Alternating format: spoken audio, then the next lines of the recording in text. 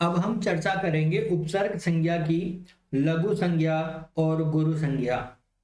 अर्थात व्याकरण में उपसर्ग किसे कहते हैं, लघु किसे कहते हैं और गुरु किसे कहते हैं। यहां ध्यान देना, हम कोई उपसर्ग का टॉपिक नहीं पढ़ेंगे, हम केवल उपसर्ग की संज्ञा पढ़ेंगे कि उपसर्ग कहते किसे हैं। अब उपसर्गों का प्रकरण क्या है वो हम उपसर्गों के टॉपिक में ही पढ़ेंगे। ठीक है, तो सबसे पहले बात कर लेते हैं उपसर्ग संज्ञा की। उपसर्ग संज्ञा सूत्र। उपसर्ग की संज्ञा बताने वाला जो सूत्र है वो सूत्र कौन सा है, तो सूत्र है उपसर्गाः। क्या सूत्र है, उपसर्गाः क्रियायोगे। क्रियायोगे, उपसर्गाः क्रियायोगे, यही सूत्र ये कहता है कि उपसर्ग हो जाते हैं क्रिया का योग होने पर। अर्थ क्या होगा, उपसर्ग हो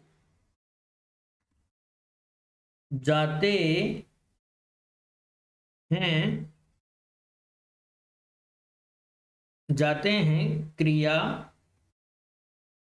का योग होने पर। तो ये जो है वो ये कहना चाह रहे हैं कि जो प्रय है, जो परा है, जो अप है, पर परा, अप, सम, अनु, अव, निस निर दुस दुर वी आंग नी अधि अपि अतिशु उद अभि प्रति परि और उप। ये जो आपके 22 छोटे छोटे जो शब्दों के समुदाय हैं, इनको क्या कहते हैं, ये प्रय से शुरू होने के कारण इनको प्रादि कहते हैं और इन्हीं को जो है वो निपात कहा गया है।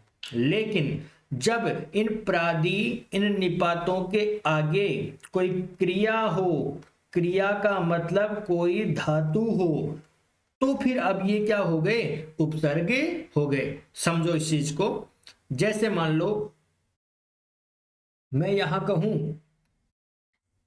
कि प्र, अब ये प्रय पूछा जाए ये क्या है, तो ये प्रादि है, ये निपात है। ठीक है, लेकिन अगर मैं ये कहूं कि प्रति गच्छति, अब प्रति गच्छति में ये प्रति क्या है, अब आगे ये गच्छति क्रिया का योग होने के कारण ये क्या हो गया, उपसर्ग हो गया। अगर अकेला मैं ये कहूं कि प्रति क्या है, ठीक है, तो प्रति क्या है, अलग से होने के कारण एक उपसर्ग है। और कहाँ आता है, अप, प्रय, परा, अप, सम, अनु, अव, निस, दुर, निस, निर, दुस, दुर, वी, आंग, नी, अधि, अभिप्रति, परि और उप। ठीक है, तो इस प्रकार से हम जो हैं क्या कह सकते हैं कि अकेले हैं तो निपात हैं और धातुओं के साथ होते हैं तो इन्हें उपसर्ग कहा जाता है। ये बात आप विशेष याद रखेंगे। जैसे एक लड़का है, वो लड़का ही है, लेकिन अगर उस स्कूल बैग साथ में है, उसके साथ में पढ़ने की सामग्री साथ में है, तो वो क्या हो गया, शिक्षार्थी हो गया। लेकिन वैसे उसको हम डायरेक्ट शिक्षार्थी नहीं कह सकते थे, वो एक बालक था। लेकिन उसके साथ में गणवेश आदि को देख करके, पुस्तक इत्यादि को देख करके हम क्या कहेंगे कि अब वो विद्यार्थी है। इसी प्रकार से अकेले हैं तो ये बालक हैं, ये निपात हैं। लेकिन अगर धातुओं के साथ हैं तो इन्हें हम क्या कहेंगे, इन्हें हम उपसर्ग कहेंगे।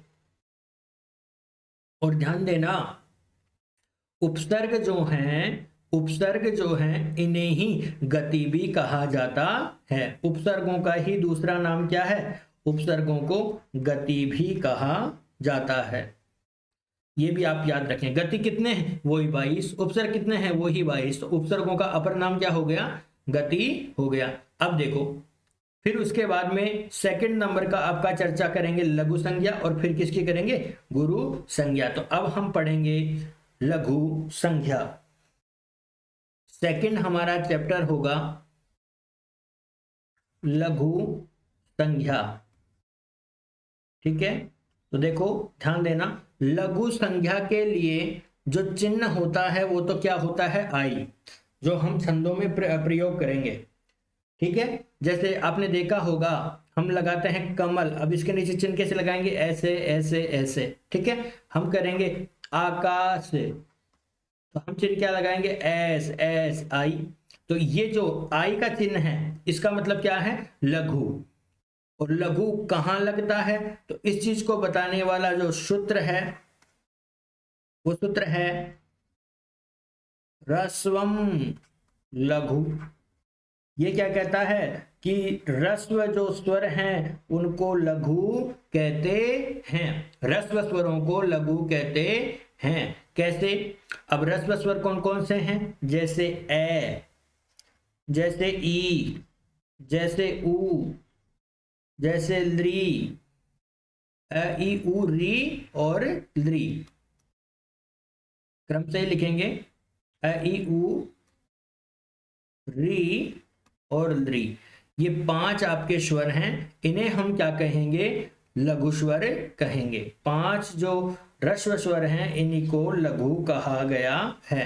और चिन्ह क्या लगता है, सबके लिए यही चिन्ह होगा। अब यहाँ एक चीज का ध्यान रखना, ये इस अवस्था में हो या ये किसी व्यंजन के साथ जुड़े हुए हों, जैसे क में ए जोड़ दिया, की में ई जुड़ गया, कु में ह्रस्व उ जुड़ गया, क्री में ये जुड़ गया, और क्लरी इस तरीके से, क्लरी इसमें ली जुड़ गया। तो अब यहां भी हम चिन्ह क्या लगाएंगे, ये ही लगाएंगे। तो ह्रस्व स्वरों को लघु कहते हैं। अब ये ह्रस्व स्वर चाहे खुद हो और ये चाहे किसी व्यंजन में जुड़े हुए हों, इन्हें हम क्या कहेंगे, इन्हें हम लघु कहेंगे। तो लघु संज्ञा किसकी होती है, 5 ह्रस्व स्वरों की लघु संज्ञा होती है। लिखेंगे हम 5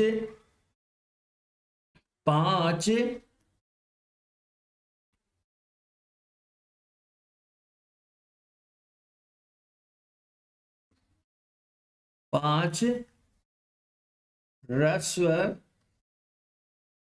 स्वरों की लघु संज्ञा होती है। अर्थात 5 लघु स्वरों को क्या कहते हैं, ह्रस्व लघु कहते हैं। ह्रस्व स्वरों को, 5 ह्रस्व स्वरों को लघु कहते हैं। और लघु को प्रदर्शित करने के लिए आई के जैसे चिन्ह लगाया जाता है। अब तीसरा आपका चैप्टर था गुरु संज्ञा। ठीक है, गुरु संज्ञा। गुरु संज्ञा का देखो, गुरु संज्ञा के 2 सूत्र हैं। तो पहला सूत्र तो क्या होगा, पहला सूत्र तो यह है संयोगे गुरु। संयोगी गुरु सूत्र क्या कहता है कि जो अभी अभी आपने पढ़े हैं ह्रस्व स्वर, तो ह्रस्व स्वर के जस्ट आगे ह्रस्व स्वर जो कि 5 थे, इनके जस्ट आगे अगर संयोग मिल जाए, संयोग मिल जाए, तो हम इन ह्रस्व स्वरों को क्या कहेंगे, गुरु। ह्रस्व स्वरों को क्या कहेंगे, दीर्घ स्वर। क्या कहेंगे, दीर्घ स्वर। अर्थात ह्रस्व का मतलब क्या था, लघु। तो इनका जो लघु नाम था वो लघु ना होकर के अब ये क्या हो जाएगा, गुरु हो जाएगा। सीधी सी बात है, ह्रस्व स्वरों को लघु कहते हैं क्योंकि अभी अभी हमने पढ़ा है। लेकिन ह्रस्व स्वरों के आगे या लघु स्वरों के आगे एक ही बात है, ह्रस्व कह दो या लघु।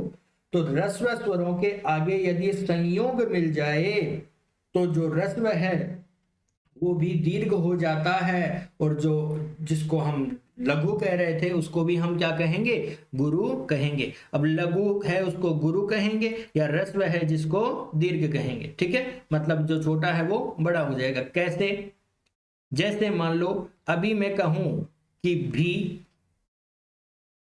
की, क्री, अब इनके नीचे चिन्ह लगाओ तो देखो भ में छोटी ई की मात्रा है, क में छोटी ई की मात्रा है, क्री में री है, छोटा है इसलिए आई का चिन्ह लगा दिया। लेकिन अगर मैं ये कहूं भिक्ष, तो भिक्ष में ये दो शब्द हैं। अब देखो इस भी के नीचे आई लगना था, आई लगता, लेकिन आगे देखो ये क्ष कैसे बना है, कैसे, मूर्धन्य से और ऐसे। तो जहां दो या दो से अधिक व्यंजन आ जाएं हलो अनंतराह संयोग, वहां पे संयोग संज्ञा हो जाती है। तो यहां क्ष में संयोग मिल गया, तो यहां यद्यपि रस्व था, लेकिन रस्व के आगे यहां क्ष में संयोग हमें मिल गया। ये संयोग होने के कारण ये जो रस्व था, अब हमें इसको क्या करना पड़ेगा, अब हमें इसको दीर्घ करना पड़ेगा और इसे हम इस तरीके से लिखेंगे। ठीक है, तो दीर्घ के लिए चिन्ह क्या लगता है, दीर्घ के लिए चिन्ह इस तरीके का लगता है। तो सीधा सीधा है गुरु संज्ञा और लघु संज्ञा। तो लघु संज्ञा तो क्या हो जाएगी कि ह्रस्व स्वरों को लघु कहते हैं। अब ह्रस्व स्वर चाहे खुद हों और चाहे किसी व्यंजन में जुड़े हुए हों, उन्हें हम लघु कहेंगे। लेकिन गुरु किसे कहेंगे, तो गुरु दो चीजों को कहते हैं, एक तो गुरु जो हैं उन्हें हम गुरु कहेंगे, और एक जो ह्रस्व है अगर उनके आगे संयोग मिल जाए तो उन्हें भी हम गुरु कहेंगे। तो ये उन्हीं वाला मैटर तो आ गया। और जो दीर्घ हैं, दीर्घम च, सेकंड सूत्र कौन सा हो जाएगा, दीर्घम च का मतलब और, दीर्घम यानी दीर्घ स्वर। तो दीर्घ स्वर कौन कौन से हैं, आ, ई, उ, री का दीर्घ होता नहीं, ए, ओ, आई और औ। अब इनको क्या कहेंगे, इनको दीर्घ कहेंगे, और दीर्घ के नीचे ये चिन्ह लगता है। अब ये मान लो किसी व्यंजन में जुड़े हुए हों, जैसे का, जैसे की, जैसे कु, जैसे क्री, जैसे के, जैसे को, जैसे कई, जैसे कौ। तो अब इनके नीचे भी क्या लगेगा, ये लगेगा। तो ह्रस्व को तो ह्रस्व स्वर कहते हैं, प्रारंभ के 5 स्वरों को ह्रस्व स्वर, आगे के स्वरों को क्या कहेंगे, दीर्घ स्वर। और ह्रस्व भी दीर्घ कब हो जाता है, आगे संयोग होने पर, जो ये वाली स्थिति है। भी में आई लगता, लेकिन भी में एस लगाना पड़ गया क्योंकि आगे क्या है, क्ष, जिसमें संयोग हमें मिल गया। तो इस आधार पे एक निष्कर्ष निकला, और वो निष्कर्ष क्या है कि ह्रस्व स्वर को लघु कहते हैं। एक बात हो गई। फिर दूसरी बात क्या है, ह्रस्व स्वर को गुरु भी कहते हैं। कब, जब ह्रस्व स्वर के आगे कोई संयोग है, तो अब ये ह्रस्व ह्रस्व नहीं रहेगा, ये दीर्घ हो जाएगा। और दूसरा, दीर्घ स्वरों को भी गुरु कहते हैं।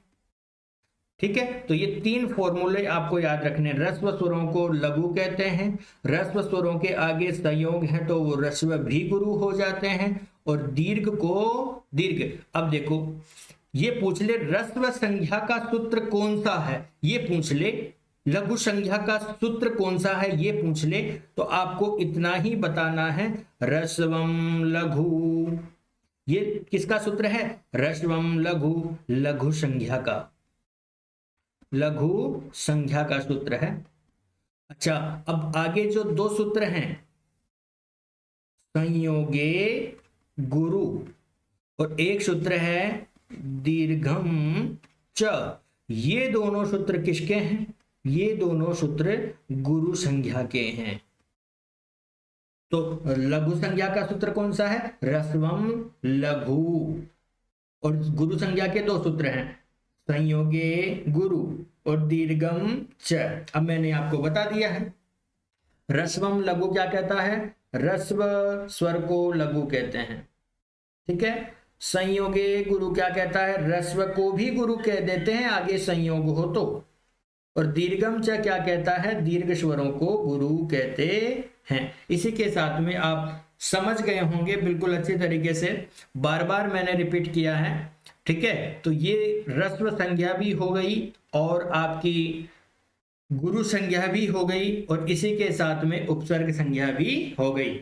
ठीक है, तो तीनों संज्ञाएं आपको पता होनी चाहिए। प्र, प्रा आदि अकेले हैं तो प्रादि हैं, निपात हैं, लेकिन क्रिया का योग है तो इन्हें उपसर्ग कह सकते हैं, इन्हें गति कह सकते हैं। और लघु किसे कहेंगे, गुरु किसे कहेंगे, ये हमने स्पष्ट कर दिया है। अब मिलेंगे आगे दूसरी क्लास में नेक्स्ट संज्ञा के साथ में।